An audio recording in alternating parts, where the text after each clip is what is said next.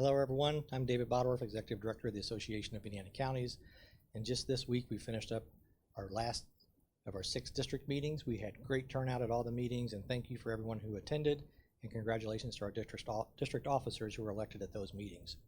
Today we're just going to review some of the new information that's come out regarding the American Rescue Plan Act and some new resources available to you that you should reference so you can stay up to date on the Act. Again, if you haven't visited the NACO website, certainly encourage you to do that. They have an entire page, a clearinghouse dedicated to the American Rescue Plan Act. And on that, they get updated information from the federal government whenever they announce new plans. And you'll want to make sure you know what the federal government's doing to make sure you don't duplicate their effort at the local level with the money coming directly to you. They did a great video on May 11th. And if you haven't watched that video, I encourage you to do that. And at the end of this video, we'll show you how to access that video. U.S. Treasury came out with the interim final rule on May 10th. Again, interim final rule, that means they're still taking comments. The final rule will not be adopted until July. So encourage you to pull that document up. It's on our webpage. At the end of that document are several frequently asked questions that you can review. And between now and July, when they adopt the final rule, if questions are submitted, they'll put answers to those questions as well.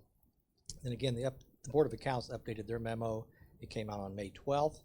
You need to reference that because that's going to be critical to how the money is accounted for here in Indiana. As we've talked about previously, the CARES Act and the American Rescue Plan Act really have two different philosophies or objectives. The CARES Act was to respond to the healthcare emergency last year. The American Rescue Plan Act is really thinking forward and how to change your county going forward. It is a significant amount of money. We know a lot of people are excited about the money, and we just want to make sure you have the proper guidance so you spend the money according to the Act and the guidance that comes out, because the last thing we want anyone to do is to spend the money inappropriately and have to pay the money back. The county should have created a fund for this now. We have a sample ordinance on our webpage. The commissioners should adopt that ordinance and create this fund, and of course the commissioners come up with the plan. But the council does have to appropriate the money, just like the normal appropriation process. We've been working with the county auditors about making sure they have the correct DUNS number or SAM number. You need that information to get registered. We do know that the registration system works because one of the counties reported to us today they received their first installment of their American Rescue Plan Act money, so that's really exciting. Again, if you need to hire a consultant, encourage you to talk to the other units in your county, or maybe even multiple counties go together and hire the same consultant, so you kind of have a regional approach on how this money may be spent.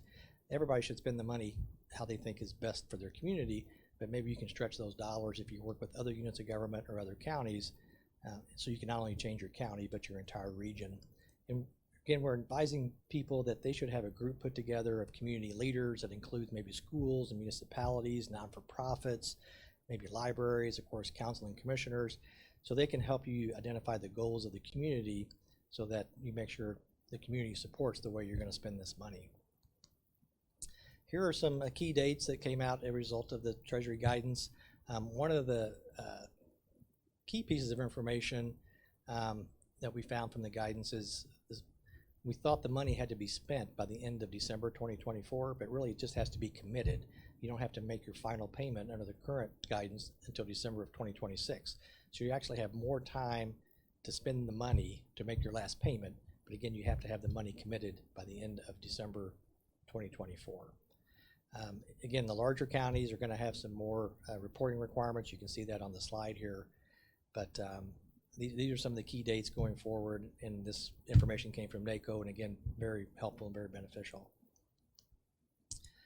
One of the key things that was in the guidance from Treasury was how do you calculate lost revenue.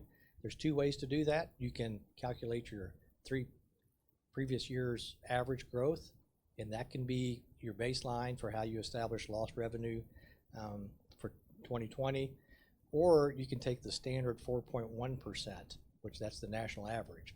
So that might, for a lot of communities, that may be the best avenue, because if your growth last year grew at, say, 2%, what they're saying is the expectation was it would have grown at 4.1%. So that 2.1% below is money that you can count as lost revenue. So that's a great calculation, and we think a lot of counties will take that option to use the 4.1% standard growth, and anything short of that could be considered lost revenue.